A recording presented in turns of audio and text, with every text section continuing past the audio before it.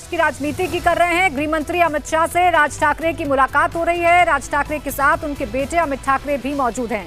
राज ठाकरे के साथ बीजेपी महासचिव विनोद तावड़े भी मौजूद हैं। आज एनडीए में हो सकती है एमएनएस की एंट्री। एमएनएस को मिल सकती है साउथ मुंबई की सीट। अभी तक का जो दावा राज ठाकरे की तरफ से है वो मुंबई साउथ की सीट पर है और शिरडी की सीट को लेकर है। ये दो सीट हैं जिन पर राज ठाकरे अपनी दावेदारी पेश करना चाहते हैं, लेकिन सूत्र ये बता रहे हैं कि मुंबई साउथ की जो सीट है वो राज ठाकरे की झोली में गिर सकती है। एक सीट पर रजामंदी जो है वो फिलहाल बनती हुई नजर आ रही है।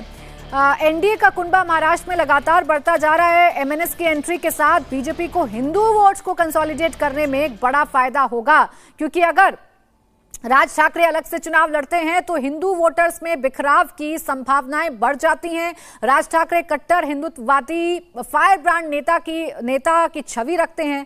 ऐसे में उनके भारतीय जनता पार्टी में साथ आने में या एनडीए में शामिल हो जाने से जो संभावना हिंदू वोटर्स के छिटकने की है वो कहीं ना कहीं कम हो जाएगी। मुंबई साउथ की जो सीट है उस पर ठाकरे वर्सेस ठाकरे की जो लड़ाई है उसे देखना दिलचस्प होगा।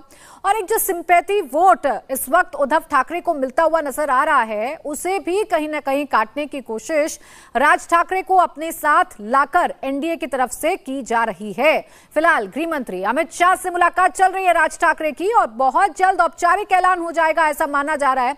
बहुत जल्द ये ऐलान संभव है कि राज ठाकरे एनडीए का हिस्सा हो गए हैं। उनकी पार्टी एमएनएस एनडीए में शामिल हो गई है। अगर ऐसा होता है तो एनडीए का कुनबा आप समझिए, एक तरफ बीजेपी है, अजीत पवार गुट है एनसीपी का, और एकनाथ शिंदे हैं अपनी शिवसेना के साथ, और एमएनएस भी इसमें शामिल हो जाएगी। सीटों का बंटवारा इसी लिहाज से किया जाएगा, इसलिए बहुत ज्यादा सीटें राज ठाकरे को ऑफर नहीं की जाएंगी बीजेपी की तरफ से, ऐसी संभावनाएं जताई जा रही हैं, क्योंकि ऑलरेडी अलायंस पार्टनर्स हैं, उन्हें भी सीटें देनी है और भारतीय जनता पार्टी ज्यादा से ज्यादा सीटें अपने पास रखना चाहेगी जीत सुनिश्चित करने के लिए। एक बार फिर से दिनेश मौर्य का हम रुख कर लेते हैं।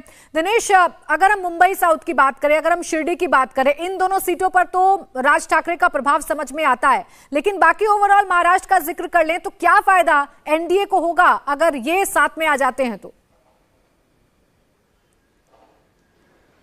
देखिए, राज ठाकरे के फॉलोअर्स जो है न सिर्फ मुंबई इन दो सीटों पर बल्कि राज ठाकरे के साथ आने से थाने में एक बड़ा मराठी वोट बैंक है, उसका लाभ महायुति को मिल सकता है। थाने को लगकर ही नवी मुंबई की सीट है, वहां पर भी बड़े पैमाने पर मराठी मतदाता रहते हैं जो हिंदुत्व की आइडियोलॉजी को फॉलो करते हैं, उनका लाभ मिल सकता है। इन दो शहरों के बाद जब हम नासिक में आते हैं तो नासिक वो पहला ऐसा शहर है जहां पर राज ठाकरे की पार्टी वहां की म्युनिसिपल कॉर्पोरेशन में सत्ता में आई थी अपने खुद के दम पर, तो वहां पर बहुत बड़ा प्रभाव जो है राज ठाकरे का आज भी है। भली आज सत्ता में नहीं है लेकिन उनके वोटर्स काफी ज्यादा है, तो नासिक सीट पर इनका फायदा हो सकता है। नासिक के बाद जब हम मराठवाड़ा में आते हैं तो मराठवाड़ा में औरंगाबाद जो आज छत्रपति संभाजी नगर है वहां पर राज ठाकरे का प्रभाव काफी है, क्योंकि संभाजी नगर की जो सीट है ये महाराष्ट्र की सबसे ज्यादा कम्युनली पोलराइज्ड सीट है, जहां पर धार्मिक आधार पर ही पिछले 30 वर्षों से जो है एक तरह से मान के चले कि मतदान होता रहा है, क्योंकि यहां पर जो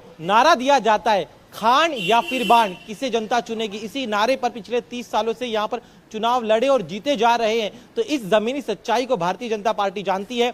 अब तक ट्रेडिशनली इस सीट से शिवसेना लड़ती आ रही है, लेकिन इस बार बीजेपी चाहती है कि वो जो है इस सीट से चुनाव लड़े। एमआईएम से यहां पर मौजूदा सांसद है, अगर राज ठाकरे साथ आते हैं तो हिंदू वोटों का जो बंटवारा है वो ठाकरे सेना और बीजेपी में नहीं होगा, और इसी वजह से वो राज ठाकरे को लेना चाहते हैं। इसके अलावा पुणे एक ऐसी जगह है जहां पर 2009 में राज ठाकरे की पार्टी के विधायक रह चुके, तो वहां पर भी एमएनएस का अच्छा खासा प्रभाव है। तो ये वो सीटें हैं जहां पर प्रमुखता से राज ठाकरे के साथ आने से इन्हें फायदा मिलेगा।